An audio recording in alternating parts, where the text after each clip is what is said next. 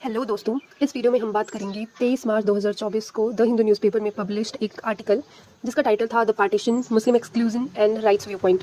देखेंगे क्यों ऑथर ने ये आर्टिकल लिखा, क्या क्या बातें इसमें बोली हैं। तो ऑथर ने ये आर्टिकल इसलिए लिखा है क्योंकि रिसेंटली मिस्टर अमित शाह जी ने एक स्टेटमेंट पास ऑन की है जिसमें उन्होंने बोला है कि सिटीजन अमेंडमेंट एक्ट 2019 से हमने मुस्लिम्स को एक्सक्लूड किया है दो रीजन की वजह से। First reason is partition, second reason is जिन कंट्रीज से हम माइनॉरिटीज़ को अलाउ कर रहे हैं इंडिया में आने का वो कंट्रीज मुस्लिम मेजोरिटी कंट्रीज हैं, जैसे पाकिस्तान, अफगानिस्तान, बांग्लादेश। तो इन तीनों के लिए CAA 2019 आया है।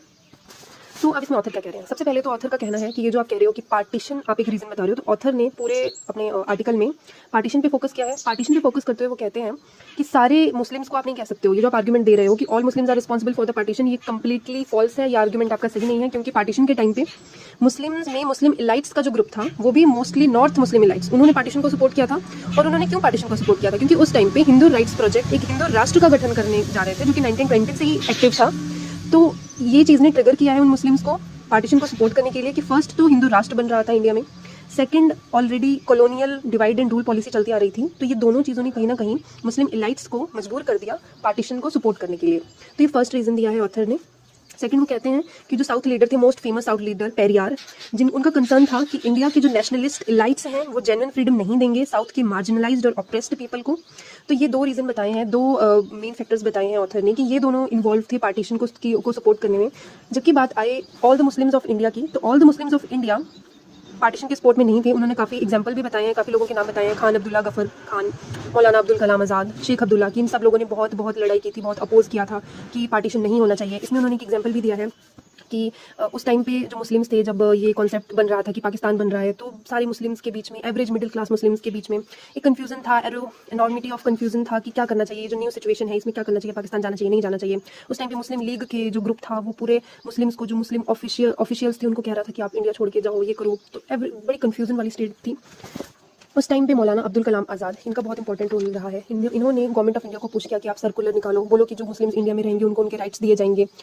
तो ऑथर ने इस पे बहुत ज़्यादा नंबर, डाटा, फैक्ट्स शो किया है कि किस तरह से पहले मुस्लिम्स जाने वाले थे हज़ारों, फिर वो वहाँ पे रुके नहीं गए। तो ऑथर बताना चाह रहे हैं कि उस टाइम पे मुस्लिम्स किस कन्फ्यूजन वाली स्टेट में थे। तो आप ये नहीं बोल सकते हो कि वो लोग रिस्पॉन्सिबल हैं पार्टीशन के लिए।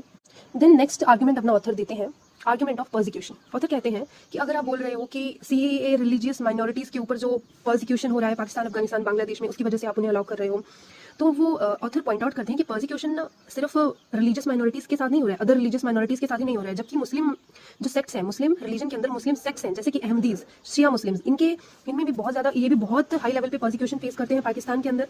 ऑथर बताते हैं कि जो शिया लीडरशिप है पाकिस्तान के अंदर, वो पाकिस्तान प्रोजेक्ट को एज अ सुन्निस्तान देखती हैं और वो लोग एज अ पाकिस्तान के एज अ सुन्निस्तान काफ़ी अपोज भी करते हैं। तो ऑथर कह रहे हैं कि अगर आप परसिक्यूशन के ऊपर ये डिसीजन ले रहे हो तो मुस्लिम सेक्ट्स में भी वो लोग भी परसिक्यूशन फेस कर रहे हैं। ऑथर का कहना है कि इंडिया की सो कॉल्ड सेकुलर गवर्नमेंट इस चीज़ को अर्जेंसी के साथ एड्रेस नहीं कर रही है। और साथ ही में ऑथर इस बात को एक्नॉलेज करते हैं कि पार्टीशन रिलीजियस लाइंस पे हुआ है, लेकिन सारे मुस्लिम्स को इसके लिए ब्लेम आप नहीं कर सकते हो। इसके बाद ऑथर ने इस बात पर भी अपना आर्गुमेंट दिया है कि अगर आप इस चीज़ को ये बोल के जस्टिफाई कर रहे हो, मुस्लिम एक्सक्लूजन को ये बोल के जस्टिफाई कर रहे हो कि पार्टीशन इसी बेसिस पे हुआ था इसलिए हम मुस्लिम्स को एक्सक्लूड करते हैं, तो ये करके जो हिंदू राइट्स वाले हैं ये पूरी तरह से कंसीडर नहीं कर रहे हैं। मुस्लिम्स ने जो रेजिस्टेंस शो की थी पार्टीशन के टाइम पे, अपना प्यार भारत के लिए दर्शाया था, और तब से लेकर आज तक जो सेक्रीफाइस कर रहे हैं, आप वो सारी चीज़ों को इग्नोर कर रहे हो। और इसके बाद ऑथर ने ब्लेम किया है कि हिंदू राइट्स वाले अपना बदला ले रहे हैं, ये सब करके आप बदला ले रहे हो और एक कलेक्टिव पनिशमेंट दे रहे हो to all the Muslims of India. तो अपने कंक्लूजन में ऑथर ने एक्सप्लिसिटली टारगेट किया है राइट की आइडियोलॉजी को, बीजेपी की, या बोल सकते हैं हिंदू राइट्स की आइडियोलॉजिकल पॉलिटिक्स को ओवर दिस इशू। ऑथर ने क्लेम किया है कि ऑथर का कहना है कि सिर्फ CAA 2019 की ही बात नहीं है, इंडिया में ऐसे बहुत ज़्यादा इवेंट्स अनफोल्ड हो रहे हैं जो ये बताते हैं कि इंडिया में डी इस्लामाइजेशन हो रहा है। तो उनका कहना है कि बीजेपी वाले not fielding Muslim candidates, witch hunt of madrasa, especially in UP and Assam, signaling out of dargah and masjids for their legal status।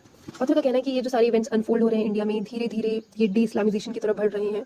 और ऑथर ने लास्ट में अपना कंसर्न शो किया है कि ये जो ना जो सेक्युलर पॉलिटिकल क्लास है और ना ही जो मुस्लिम्स हैं वो किसी पॉलिटिकल रिस्पॉन्स के साथ इसके ऊपर नहीं आ रहे हैं। तो ओवरऑल ऑथर ने मुस्लिम्स की साइड ली है और ऑथर राइट को इस पर टारगेट कर रहे हैं कि उनकी आइडियोलॉजी सही नहीं है, वो इंडिया में जो कर रहे हैं वो इस्लाम के खिलाफ है। तो ये सब ऑथर ने बोला है। तो आई विल वेट कि इसका रिस्पॉन्स में कोई और आर्टिकल आएगा और मैं उसे भी कवर करूँगी।